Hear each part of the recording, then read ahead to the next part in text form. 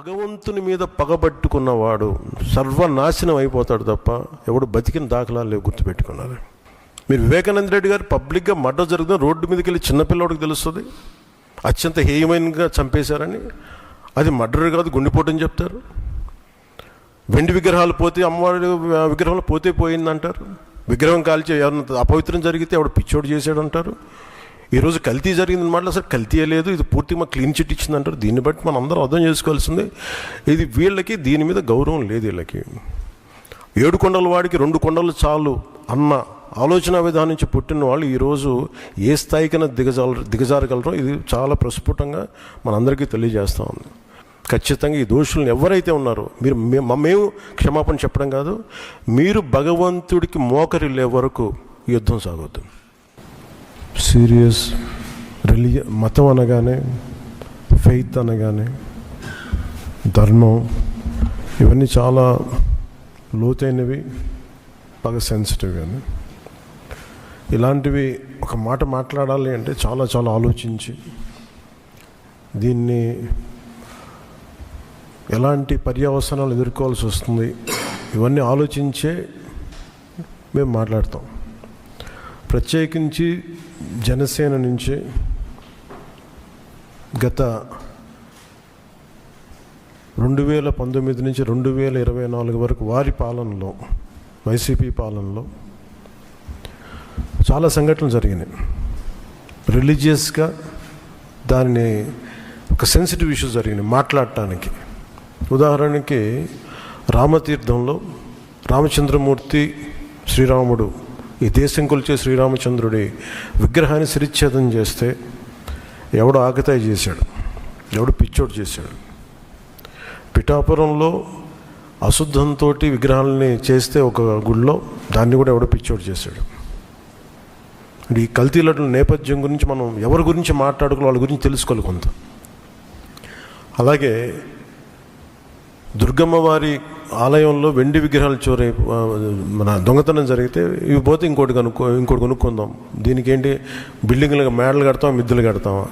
కల్తీ పాలనతో వచ్చిన ఏదైతే పర్యవసనం ఉందో మనం చూడటం జరిగింది. మన దేవాలయ వ్యవస్థల యొక్క వ్యవస్థని దిగజార్చే ప్రయత్నం, పవిత్ర మూర్తుల పైన దాడులు చేయటం.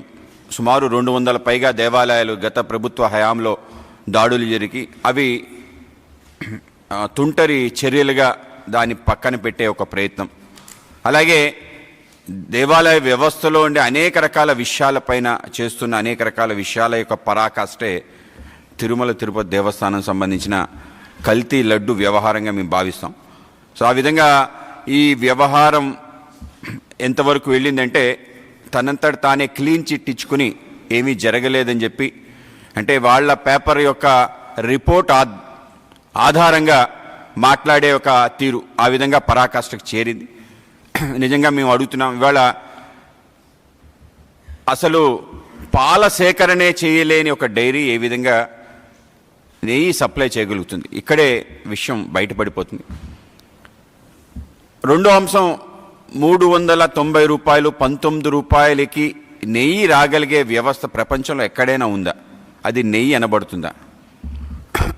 నెయ్యి కాని నెయ్యితో లడ్లు తయారు చేసిన తీరు ఏదైతుందో దీన్ని కూడా తప్పనిసరిగా మనం ఆలోచించాలి. అలాగే ఏదైతే రిపోర్ట్లో సింథటిక్ నెయ్యితో, అంటే ప్రజల ఆరోగ్యం, కెమికల్స్తో దాన్ని తయారు చేయటం, ప్రజల ఆరోగ్యంతో ఆడుకునే తీరు,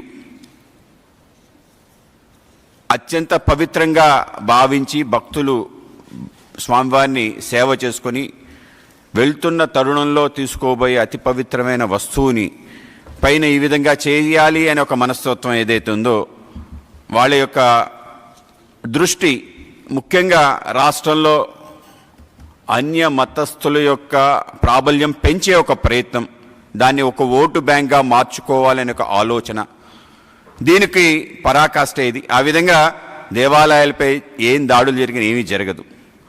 పవిత్రమైన లడ్డు ప్రసాదాన్ని కూడా దాని పవిత్రత తగ్గించినా కూడా ఏమీ కాదు. ఆగమాలు అలాగే మిగతా అన్ని వ్యవస్థలు, సేవలు, వీటన్నిటిలో భగ్నం కలిగించే విధంగా నిబంధనలన్నీ కూడా తిలోదాఖలాలు ఇచ్చి ముందుకెళ్తున్న తీరు.